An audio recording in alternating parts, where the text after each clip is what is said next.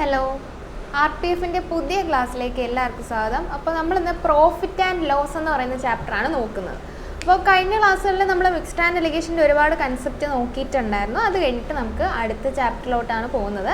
ഇത് പഠിക്കുന്നതിന് മുമ്പ് നിങ്ങൾ ആദ്യമേ മനസ്സിലാക്കേണ്ട കുറച്ച് കാര്യമെന്ന് പറഞ്ഞാൽ നമുക്ക് കുറച്ച് ക്ലാസ് എന്ന് പറഞ്ഞാൽ നമുക്ക് കിട്ടുന്ന ക്ലാസ്സുകളുടെ എല്ലാം നോട്ട് കൃത്യമായിട്ട് എഴുതി അത് തന്നെ ഫോളോ ചെയ്ത് പോവുക.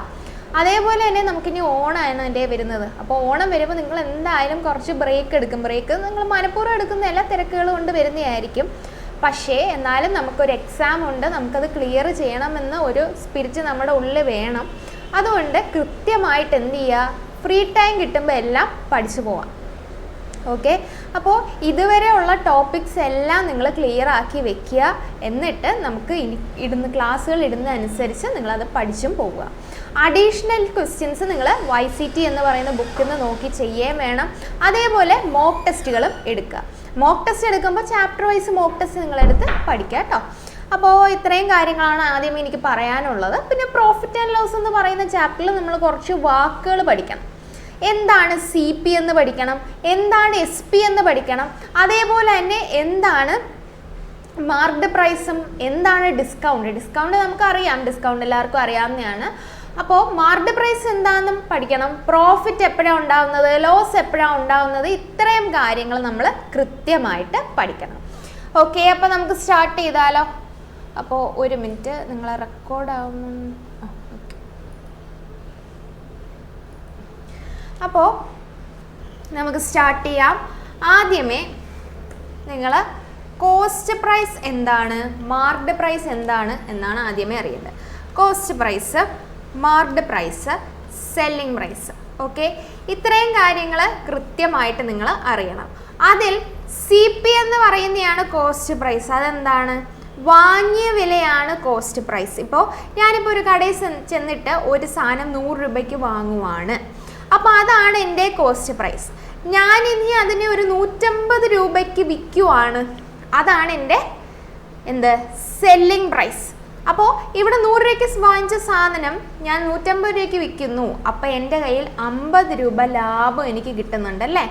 അപ്പോൾ ആ 50 രൂപയാണ് എൻ്റെ പ്രോഫിറ്റ് എന്ന് പറയുന്നത്. ഓക്കെ, 50 രൂപയാണ് എൻ്റെ പ്രോഫിറ്റ് എന്ന് പറയുന്നത്.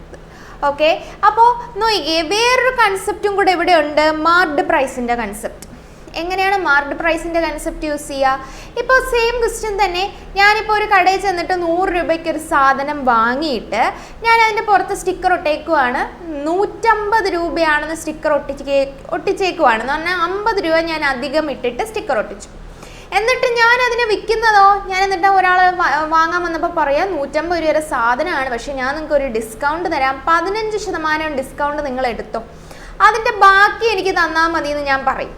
അപ്പോൾ അവിടെ ഡിസ്കൗണ്ട് കൊടുക്കുന്ന എപ്പോഴും എന്തിലാ, ഞാൻ ഒട്ടിച്ച വില അല്ലെങ്കിൽ മാർക്ക്ഡ് പ്രൈസിലാണ് ഡിസ്കൗണ്ട് കൊടുക്കുന്നത്. ഞാൻ മാർക്ക് ചെയ്ത വിലയല്ലേ 150 എന്ന് പറയുന്നത്. അപ്പോൾ അതിലാണ് നമ്മൾ എപ്പോഴും എന്ത് കൊടുക്കുന്നേ, ഡിസ്കൗണ്ട് കൊടുക്കുന്നത്. ഓക്കെ, അപ്പോൾ 150 ആണെങ്കിൽ 15% പോയതിന് ശേഷം ബാക്കി എത്രയേ ഉള്ളൂ? നമ്മൾ മൊത്തത്തിൽ പെർസെൻറ്റേജിൻ്റെ കൺസെപ്റ്റ് എടുക്കുക. 15% പോയി, ബാക്കി 85% ഉള്ളൂ. അല്ലെങ്കിൽ ചെയ്യേണ്ടത് 150ൻ്റെ 15% എന്ന് പറഞ്ഞാൽ എത്ര രൂപ വരും? 150ൻ്റെ 10% 15ഉം അതേപോലെ തന്നെ അതിൻ്റെ 5% കൂടെ വരും. എത്ര വരുന്നത്? 7.5 വരും. അപ്പോൾ മൊത്തത്തിൽ നമുക്ക് കിട്ടുക എന്ന് പറഞ്ഞാൽ എത്രയാണ്? നോക്കിയേ, 15ഉം 7.5ഉം 5 12. അപ്പോൾ നമുക്ക് കിട്ടുക എന്ന് പറഞ്ഞാൽ 22.5 രൂപ ഇതിൻ്റെ അകത്തുനിന്ന് പോയി. അപ്പോൾ നമുക്ക് കിട്ടുക 27. അപ്പോൾ 127.5 രൂപയാണ് നമ്മുടെ സെല്ലിംഗ് പ്രൈസ് എന്ന് പറയുന്നത്. ഓക്കെ, കോസ്റ്റ് പ്രൈസ് 100, വില കൂട്ടിയിട്ടത് എത്രയാണ്? മാർക്ക്ഡ് പ്രൈസ് 150 ഇനി അത് വിൽക്കുന്നതോ 127.5 രൂപയ്ക്ക്. ഓക്കെ, ഇത്രയും കാര്യങ്ങൾ മനസ്സിലായോ? അപ്പോൾ പ്രോഫിറ്റ് ആണോ ലോസ് ആണോ എന്നറിയാൻ നമുക്ക് എന്തൊക്കെയാണ് വേണ്ടത്? വാങ്ങിയ വില വേണം, വിറ്റ വില വേണം. ഇനി ഡിസ്കൗണ്ട് കണ്ടുപിടിക്കാൻ നമുക്ക് എന്താണ് വേണ്ടത്? മാർക്ക്ഡ് പ്രൈസ് വേണം.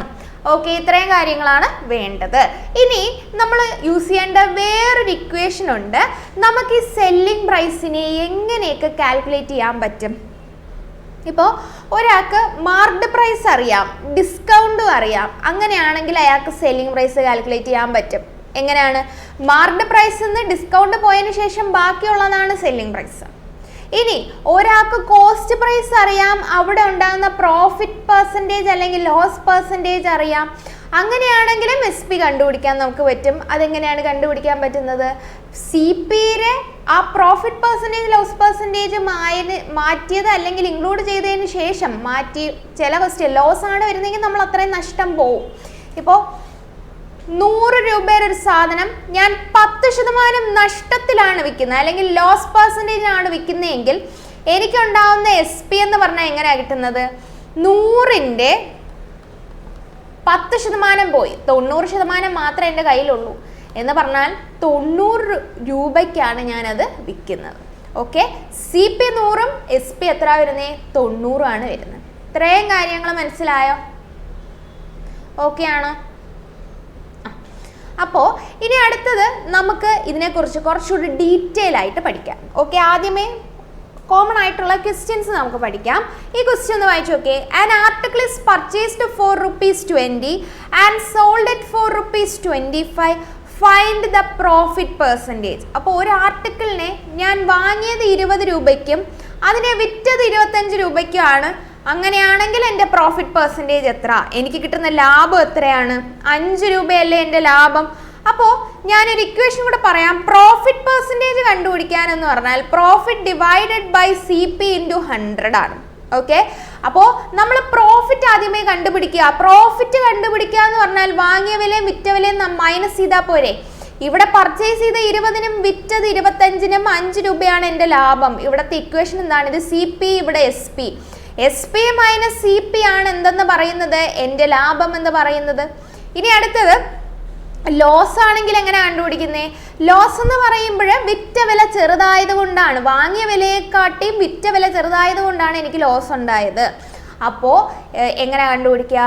CP മൈനസ് SP ആണ് ലോസ് എന്ന് പറയുന്നത്. CP മൈനസ് SP ആണ് ലോസ്. അപ്പോൾ CP മൈനസ് SP ആണ് ലോസ്.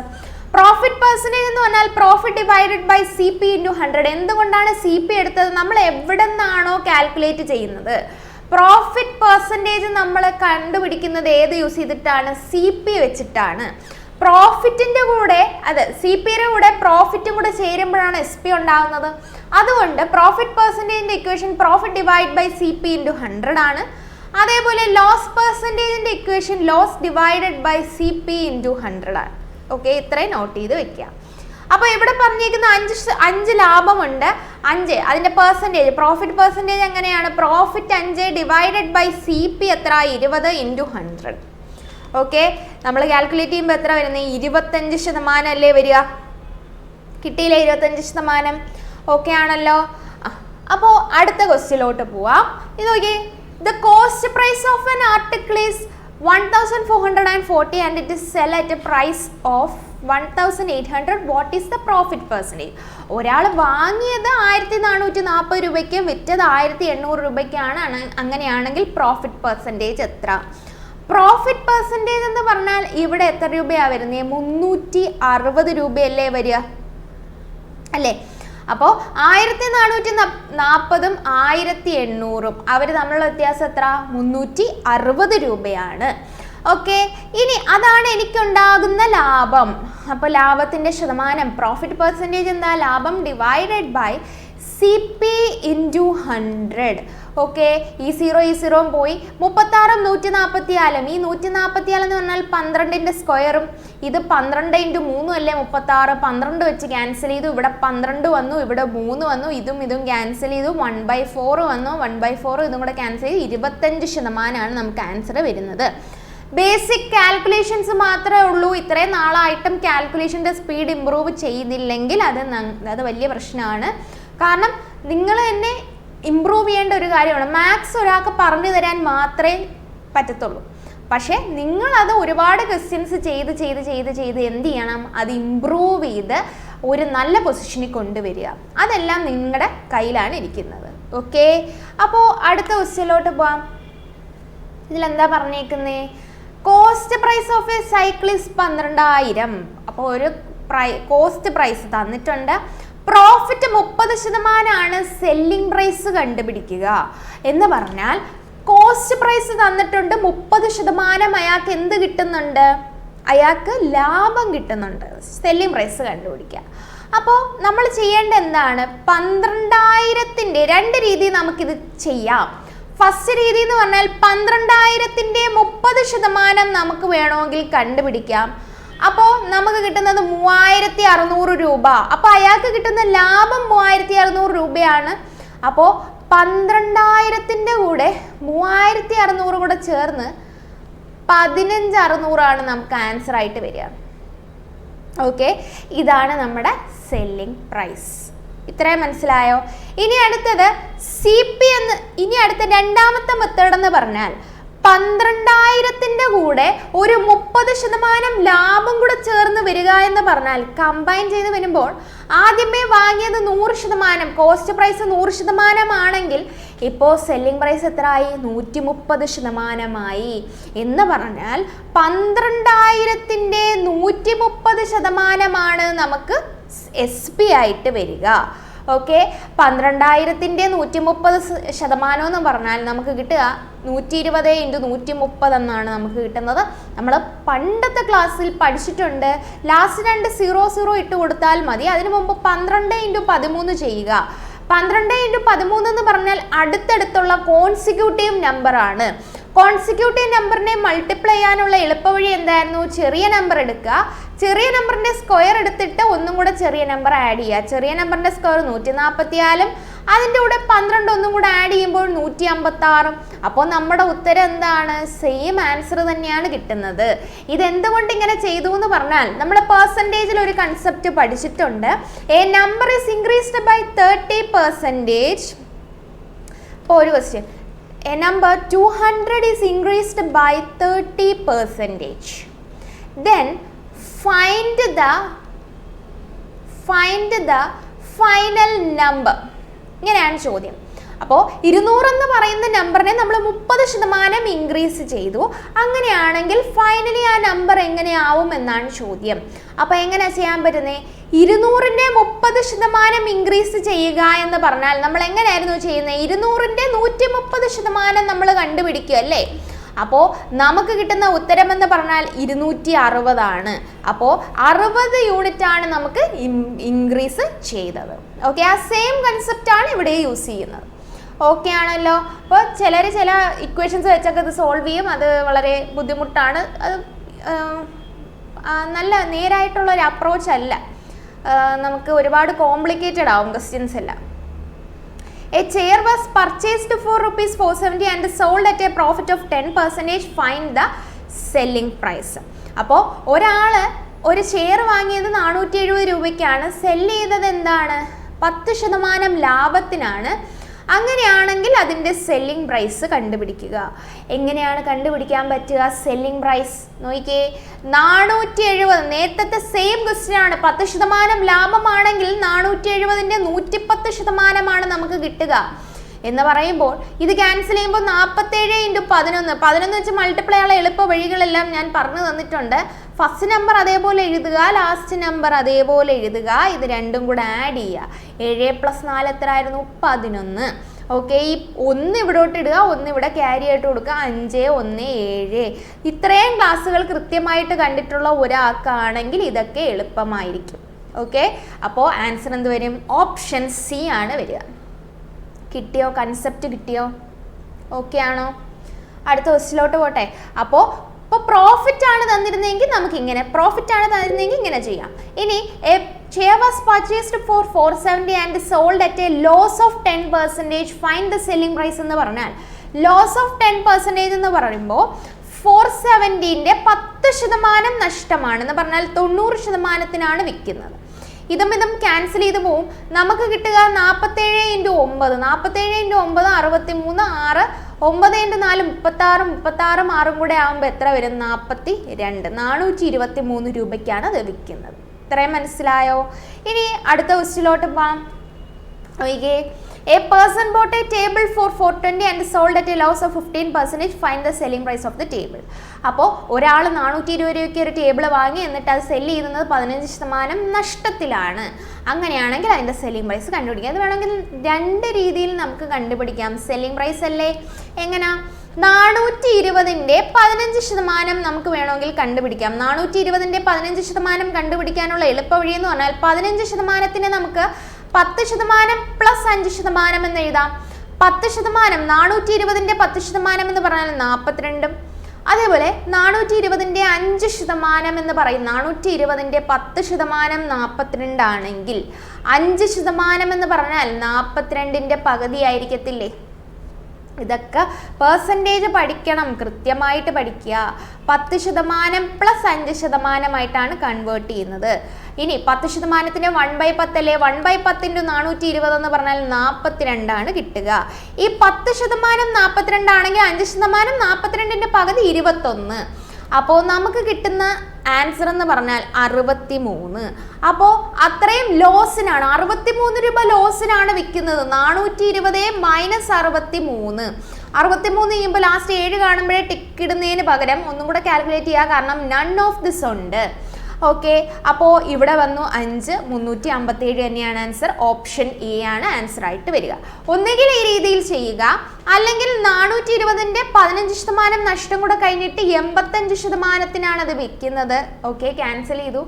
ഇനി ഇതും ക്യാൻസൽ ചെയ്ത് ഇവിടെ 2 വന്നു, ഇവിടെ നമുക്ക് 17 വന്നു, ഇവിടെ ആണെങ്കിലോ 21 വന്നു.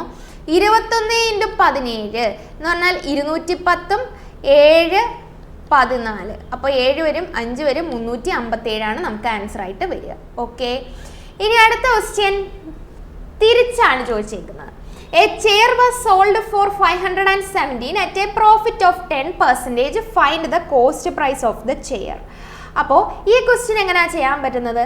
ഒരാൾ ഒരു ചെയർ സെല്ല് ചെയ്തത് 517 രൂപയ്ക്കാണ്. അവിടെ അയാൾക്ക് 10% എന്തുണ്ടായി? പ്രോഫിറ്റ് ഉണ്ടായി. അങ്ങനെയാണെങ്കിൽ cost price of the chair ആണ് ചോദ്യം. അപ്പോൾ കോസ്റ്റ് പ്രൈസ് എങ്ങനെയാണ് ചെയ്യാൻ പറ്റുക? നേരത്തെ ചെയ്തതിൻ്റെ തിരിച്ച് ഓപ്പോസിറ്റ് ആണ് നമ്മൾ ചെയ്യേണ്ടത്. നമ്മൾ നേരത്തെ എങ്ങനെയാണ് ചെയ്തേ? കോസ്റ്റ് പ്രൈസിൻ്റെ കൂടെ 10% ലാഭമാണെങ്കിൽ കോസ്റ്റ് പ്രൈസിൻ്റെ 110% ഇവിടുത്തെ സെല്ലിംഗ് പ്രൈസ് ആയിട്ടുള്ള 517. ഓക്കെ, അപ്പോൾ കോസ്റ്റ് പ്രൈസ് കണ്ടുപിടിക്കുക എന്ന് പറഞ്ഞാൽ CP = 517 × 10 ഡിവൈഡഡ് ബൈ 11. ഓക്കെ, 40. ഇതും കൂടെ ക്യാൻസൽ ചെയ്തു. ഇവിടെ ഒരു 47 വരും. Answer 470 rupees. ആൻസർ മനസ്സിലായോ? അല്ലെങ്കിൽ പിന്നെ ചെയ്യാവുന്നതെന്ന് പറഞ്ഞാൽ ഇവിടെ തന്നിരിക്കുന്ന സെല്ലിംഗ് പ്രൈസ് ആണെന്ന് അറിയാം, 10% ലാഭമാണെന്ന് അറിയാം എന്ന് പറഞ്ഞാൽ 110% 517. ഓക്കെ, അങ്ങനെയാണെങ്കിൽ 100% കണ്ടുപിടിക്കുക. 110% 517 ആണ്. ഓക്കെ, അപ്പോൾ 1% എന്ന് പറഞ്ഞാൽ 517 ഡിവൈഡ് ബൈ 110. അപ്പോൾ 100% എന്ന് പറഞ്ഞാൽ 517 ഡിവൈഡ് ബൈ 110 × 100. ഇതും കൂടെ ക്യാൻസൽ ചെയ്തു. ഇതും കൂടെ ക്യാൻസൽ ചെയ്ത് 47 × 10 470 ആൻസർ വരിക. മനസ്സിലായോ? അല്ലെങ്കിൽ ഇങ്ങനെ യൂണിറ്റ് ആയിട്ട് എടുക്കുക. 110 യൂണിറ്റിൻ്റെ വാല്യൂ ആണ് 517. അങ്ങനെയാണെങ്കിൽ 100 യൂണിറ്റ് ആണ് കോസ്റ്റ് പ്രൈസ് ആയിട്ട് എടുക്കുന്നത്. അപ്പോൾ 517 ഡിവൈഡ് ബൈ 110 × 100 ക്യാൻസൽ ചെയ്യുമ്പോൾ നമുക്ക് കിട്ടുന്നത് 470 റുപ്പീസ്. ചെയ്യുന്ന മനസ്സിലായോ? ഒന്നുകൂടെ ഞാൻ പറയാം. ഇവിടെ സെല്ലിംഗ് പ്രൈസ് ഡയറക്റ്റ് തന്നിട്ടുണ്ട്. അവിടെ നിന്ന് കോസ്റ്റ് പ്രൈസ് കണ്ടുപിടിക്കാനാണ് ചോദ്യം. 10% ലാഭമുണ്ട്. അപ്പോൾ 100 യൂണിറ്റ് കോസ്റ്റ് പ്രൈസ് ആണെങ്കിൽ, CP 100 യൂണിറ്റ് ആണെങ്കിൽ SP 10% കൂടെ ചേർന്ന് 110 യൂണിറ്റ് ആയിരിക്കും. ഇവിടെ തന്നേക്കുന്ന 110ൻ്റെ വിലയാണ് 517. അപ്പോൾ നമുക്ക് കണ്ടുപിടിക്കേണ്ട 100 യൂണിറ്റിൻ്റെ ആണ്. 1 യൂണിറ്റിൻ്റെ വാല്യൂ 517 ഡിവൈഡ് ബൈ 110 കിട്ടും. അങ്ങനെയാണെങ്കിൽ 100 യൂണിറ്റിൻ്റെ വില എന്ന് പറഞ്ഞാൽ ഒരെണ്ണത്തിൻ്റെ വില അറിയാമെങ്കിൽ 100 യൂണിറ്റിൻ്റെ കണ്ടുപിടിക്കാൻ 517 ഡിവൈഡ് ബൈ 110 × 100 ക്യാൻസൽ ചെയ്യുമ്പോൾ നമുക്ക് കിട്ടുക എന്ന് പറഞ്ഞാൽ 47 470 ആൻസർ. ഓക്കെ, ഇത്രയും കാര്യം മനസ്സിലായോ? അടുത്ത ക്വസ്റ്റിലോട്ട് പോവാം. ഓക്കെ, അടുത്ത ക്വസ്റ്റ്യൻ നോക്കിക്കേ. സെയിം മോഡൽ ക്വസ്റ്റ്യൻ ആണ്. Ram sold a watch for 376 at a loss of 6%. Find the cost price of the watch. അപ്പോൾ സെല്ലിംഗ് പ്രൈസ് തന്നിട്ടുണ്ട്, 6% നഷ്ടത്തിലാണ് തന്നിട്ടുണ്ട്. അതിൻ്റെ കോസ്റ്റ് പ്രൈസ് കണ്ടുപിടിക്കാം. എങ്ങനെയാണ്? CP 100 യൂണിറ്റ് ആയിട്ട് എടുക്കുകയാണെങ്കിൽ SP എന്ന് പറഞ്ഞാൽ 6% നഷ്ടം കഴിഞ്ഞതിന് ശേഷം 94% ഉള്ളൂ. ഓക്കെ, അല്ലെങ്കിൽ 94 യൂണിറ്റേ ഉള്ളൂ. ഇനി ക്വസ്റ്റിന് തന്നേക്കുന്നത് സെല്ലിംഗ് പ്രൈസ് ആണ്. 94 യൂണിറ്റിൻ്റെ വിലയാണ് 376. അങ്ങനെയാണെങ്കിൽ ഒരു യൂണിറ്റിൻ്റെ വില 376 ഡിവൈഡ് ബൈ 94. ഒരു യൂണിറ്റിൻ്റെ വില അറിയാമെങ്കിൽ 100 യൂണിറ്റിൻ്റെ വില എങ്ങനെ കണ്ടുപിടിക്കുക? 376 ഡിവൈഡ് ബൈ 94 ഇൻറ്റു 100. ഓക്കെ, അപ്പോൾ 94 ഇൻറ്റു 9 എന്ന് പറഞ്ഞാൽ നമുക്ക് കിട്ടുക എന്ന് പറഞ്ഞാൽ എത്രയാണ്? 36. 3 ഇല്ലേ, ഇത് ക്യാൻസൽ ചെയ്യാൻ പറ്റുമല്ലോ. ഒരു മിനിറ്റ്. 94 ഇൻറ്റു 4 വരും. 4 ചെയ്യുമ്പോൾ 376 വരും. ഓക്കെ, അപ്പോൾ 94 ഇൻറ്റു 4 ചെയ്യുമ്പോഴാണ് 376 വരിക. ജസ്റ്റ് ഒന്ന് കാൽക്കുലേറ്റ് ചെയ്ത് നോക്കുക. വലിയ വലിയ നമ്പേഴ്സ് ആദ്യമേ കുഞ്ഞിൽ കാൽക്കുലേറ്റ് ചെയ്ത് നോക്കാതെ ഇവിടെ 4 വരുന്നു, ഇവിടെ 6 വരാൻ ഉള്ള പോസിബിലിറ്റി ഉണ്ടോ എന്ന് നോക്കുക. 94ൻ്റെ ലാസ്റ്റ് ഇറ്റ് എപ്പോഴെങ്കിലും 6 വരുന്നത് എങ്ങനെയാണെന്ന് നോക്കുക. 4 ഇൻറ്റു 4 ചെയ്യുമ്പോൾ നമുക്ക് 6 വരാറുണ്ട്. അപ്പോൾ 4 വെച്ചൊന്ന് ജസ്റ്റ് മൾട്ടിപ്ലൈ ചെയ്ത് നോക്കുക. അപ്പോൾ നമുക്ക് കിട്ടുന്നുണ്ട് ആൻസർ. അതിനർത്ഥം ഇവിടെ 4 വരും. നമ്മുടെ ഉത്തരം എന്താ? 400 മനസ്സിലായോ? ഓപ്ഷൻ ബി 400 നമുക്ക് ആൻസർ ആയിട്ട് വരിക. ഇത്രയും ക്വസ്റ്റ്യൻസ് കിട്ടിയോ? ഓക്കെ, ഇത്രയും ക്വസ്റ്റ്യൻസ് ഓക്കെ ആണോ? അപ്പോൾ നിങ്ങൾക്ക് കോഴ്സ്, നിങ്ങളിപ്പോൾ ദിശ അക്കാഡമിയിൽ ഓൺലൈൻ ക്ലാസ്സസ് അവൈലബിൾ ആണ്. അപ്പോൾ നിങ്ങൾക്ക് RPFൻ്റെ ഒരു കംപ്ലീറ്റ് കോഴ്സായിട്ട് പഠിച്ചു പോകാനാണ് നിങ്ങൾ ഉദ്ദേശിക്കുന്നതെങ്കിൽ നമ്മുടെ ആപ്പിൽ നിന്ന് നിങ്ങൾ ഡൗൺലോഡ് ചെയ്തിട്ട് കോഴ്സ് ഡീറ്റെയിൽസ് എല്ലാം ഒന്ന് നോക്കിയിരുന്നാൽ മതി. ഓക്കെ, അപ്പോൾ അതിൻ്റെ ഡീറ്റെയിൽസ് എല്ലാം നിങ്ങൾക്ക് അവിടെ നിന്ന് കിട്ടും. ഓക്കെ, കൃത്യമായിട്ട് ഡൗൺലോഡ് ചെയ്ത് നോക്കിയിരുന്നാൽ മതി. എന്തൊക്കെയാണ് പ്രൈസ് എന്നും കാര്യങ്ങളൊന്നും അവിടെ അവൈലബിൾ ആയിരിക്കും. അപ്പോൾ കൃത്യമായിട്ടൊരു ഓർഡറിന് പഠിച്ചു പോകുന്ന ആൾക്കാർക്കാണെങ്കിൽ അത് യൂസ്ഫുൾ ആയിരിക്കും. അതേപോലെ ചില ആൾക്കാർക്ക് കംപ്ലീറ്റ്ലി എവിടെയെങ്കിലും ഇൻസ്റ്റിറ്റ്യൂട്ടിൽ പോയി പഠിക്കാൻ പറ്റാത്ത കൃത്യമായിട്ട് പഠിച്ചു പോകണമെന്ന് ആഗ്രഹമുള്ള ആൾക്കാരും ഉണ്ടാവും. അങ്ങനെയുള്ള ആൾക്കാർക്കും അത് യൂസ്ഫുൾ ആയിരിക്കും. ഓക്കെ, അല്ലാതെ ഇപ്പോൾ പർച്ചേസ് ചെയ്യാൻ ബുദ്ധിമുട്ടാണ്, പറ്റുന്നില്ല എന്നൊക്കെ ഉള്ള ആൾക്കാരാണെങ്കിൽ പേടിക്കേണ്ട. നമ്മൾ യൂട്യൂബിൽ നമ്മൾ ഫ്രീ ക്ലാസ് പ്രൊവൈഡ് ചെയ്യുന്നുണ്ടല്ലോ. അപ്പോൾ അത് കണ്ട് പഠിക്കുന്നവർ അങ്ങനെയും പഠിക്കുക. ഓക്കെ, അപ്പോൾ ഇത്രയും കാര്യങ്ങൾ കൃത്യമായി പഠിച്ചിട്ട് വരിക. ബാക്കി നമുക്ക് അടുത്ത ക്ലാസ്സിൽ നോക്കാം. നമ്മളിപ്പോൾ ആദ്യമേ ബേസിക് ആയിട്ടുള്ള കാര്യങ്ങളെല്ലാം നമ്മൾ പറഞ്ഞിട്ടുണ്ട്. അതത്രയും കൃത്യമായിട്ട് നോക്കിയിട്ട് വരിക. അപ്പോൾ നമുക്ക് അടുത്ത ക്ലാസ്സിൽ ഇതിൻ്റെ കണ്ടിന്യൂഷൻ ആയിട്ട് വരാം. അപ്പോൾ ഓക്കെ, ബൈ.